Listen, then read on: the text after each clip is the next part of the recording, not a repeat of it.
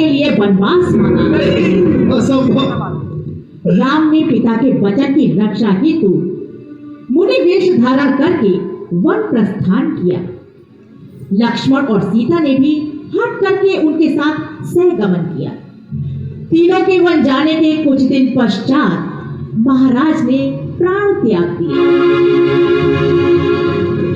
किंतु पुत्र, तुम अपने पिता की मृत्यु का शोक मत करो।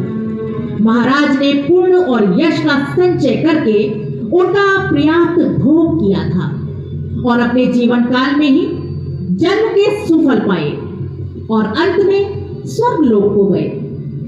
अतः तुम उनकी मृत्यु की चिंता ना करो और समाज सहित अयोध्या में राज करो।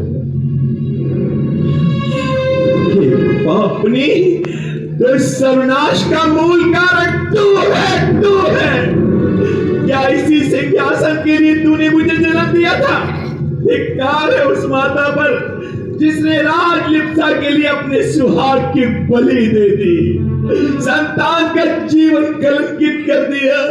तूने माता होकर अपने ही पुत्र को विष पिलाया है। ये तुम क्या कह रहे हो पुत्र? ये सब कुछ मैंने तुम्हारे सुख के लिए ही तो किया है। भावनाओं में मत बहो भरत और राज्य करो। राज्य करूं, राज्य करूं। ये तूने कैसे सोच लिया कि श्री राम के स्थान पर मैं सिंहासन ग्रहण करूंगा? मुझ में तो अब उनका दास बनने की भी क्षमता नहीं है। तूने मुझे कहीं का नहीं रखा। समाज मुझे षड्यंत्रकारी समझता होगा। हाँ, तूने मेरे चरित्र की हत्या कर दी जो देह हत्या से भी निम्न होती है।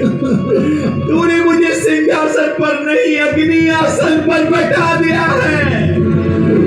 तूने माता होकर भी मेरे साथ जन्मजात पहली सा व्यवहार किया।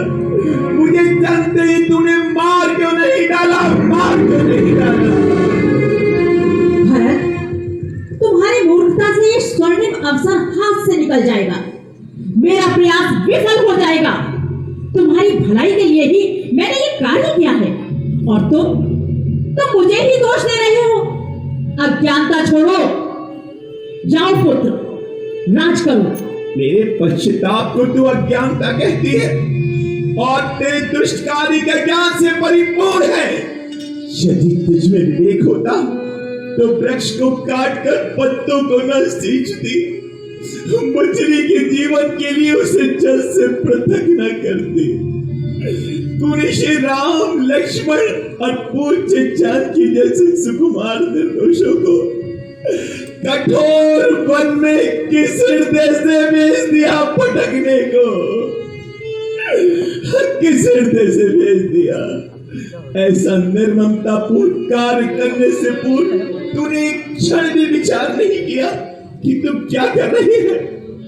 हाँ, जिस भरत ने सूर्य वंश में जन्म लिया, जिस भरत को श्री राम, लक्ष्मण जैसे मनस्वी भाइयों का प्रिय सानिध्य प्राप्त हुआ, उस सौभाग्यशाली भरत की जन्मदात्री तू है।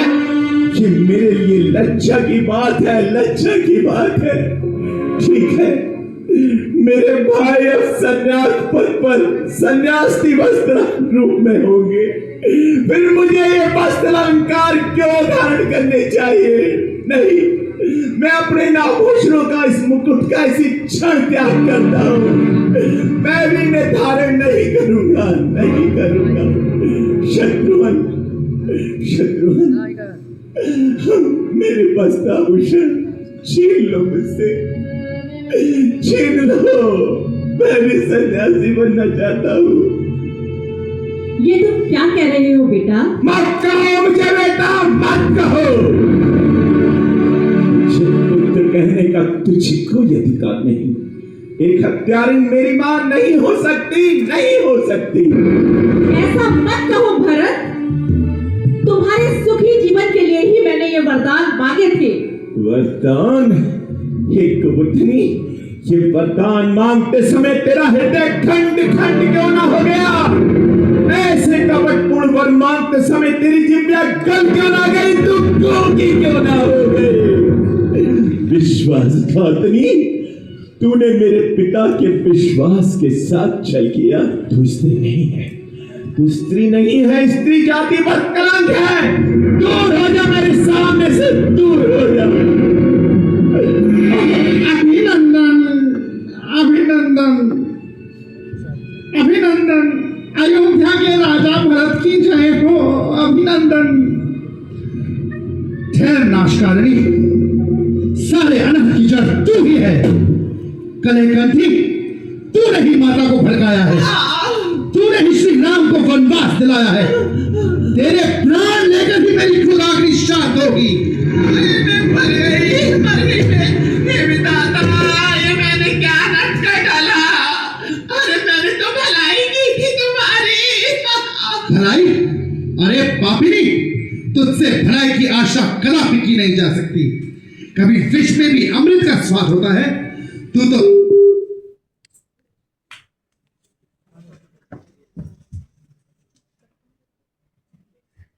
पांव तक षड्यंत्र। चार पुत्रों के पिता होने के पश्चात भी कोई पुत्र अंत समय उनके निकट नहीं